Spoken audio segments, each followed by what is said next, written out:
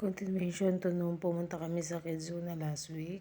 Wala kami bagong video sa ngayon, kaya i-continue ko na lang. Sobrang saya na madala siya dyan. Ayan, naglalaro-laro siya.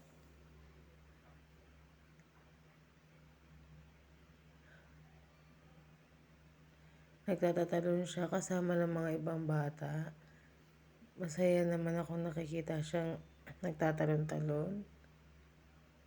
Ayan. Tapos yan, di ko akalain na kaya niya palang gumamit ng kutsilyo. Hindi siya ganyan yung una. Yan lang yung na-capture ko. Pero maayos siya nagkukutsilyo sa lahat ng fruits dyan.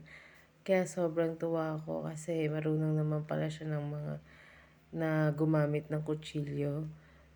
Nahiwa niya yung favorite niyang pakwan.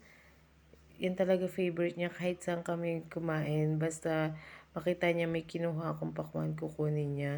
Then yan, oh, diba? Tama-tama yung pagkakat niya.